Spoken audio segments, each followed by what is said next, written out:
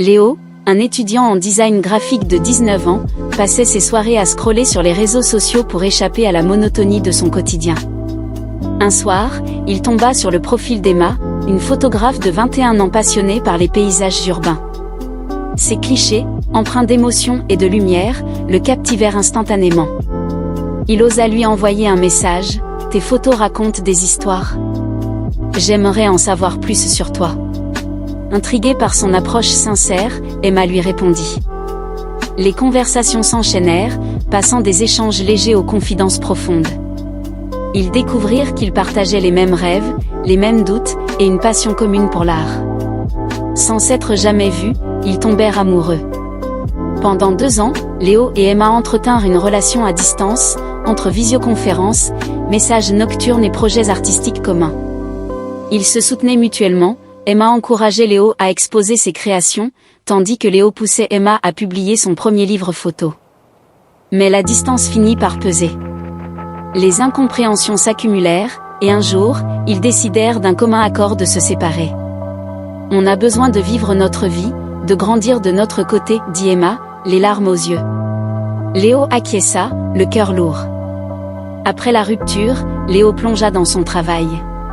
Il créa une petite entreprise de design et se fit remarquer pour son style unique. De son côté, Emma voyagea à travers l'Europe, capturant des moments uniques et développant son portfolio. Ils pensaient parfois l'un à l'autre, mais la vie les emportait ailleurs. Chacun grandit, apprit de ses erreurs et découvrit de nouvelles passions. 3 ans plus tard, Léo fut invité à un événement de networking pour jeunes entrepreneurs. Il y croisa Emma, venue présenter son projet de livre photo collaboratif. La surprise fut totale. Les regards se croisèrent, et un silence lourd de souvenirs s'installa. Ils échangèrent quelques mots polis, mais quelque chose d'inattendu se produisit, ils réalisèrent qu'ils travaillaient sur des projets complémentaires. Léo avait besoin de visuels percutants pour une campagne publicitaire, et Emma cherchait un designer pour mettre en valeur ses photos. Malgré leur passé, ils décidèrent de collaborer professionnellement. Les premières semaines furent étranges, mais peu à peu, ils retrouvèrent leur complicité.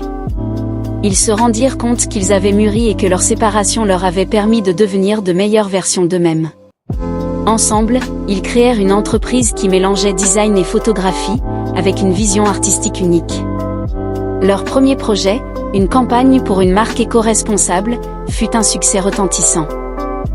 Mais tout n'était pas simple. Les vieilles blessures refirent surface, et des tensions apparurent.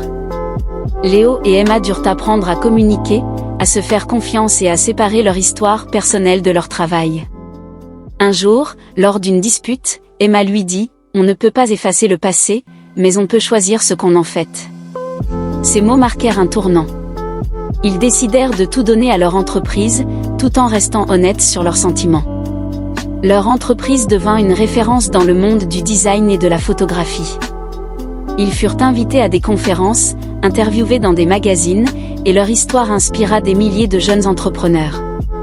Un soir, après une longue journée de travail, Léo et Emma se retrouvèrent sur le toit de leur bureau, contemplant la ville. Léo lui prit la main et murmura « Tu crois que le destin nous a réunis pour une raison ?» Emma sourit « Peut-être qu'il nous a juste donné une seconde chance. » Léo et Emma ne savaient pas ce que l'avenir leur réservait, mais ils étaient prêts à l'affronter ensemble, que ce soit en tant que partenaires professionnels ou quelque chose de plus. Leur histoire, racontée dans une série de vidéos YouTube, devint virale. Les internautes furent touchés par leur authenticité, leur résilience et leur capacité à transformer une rupture en une opportunité de croissance.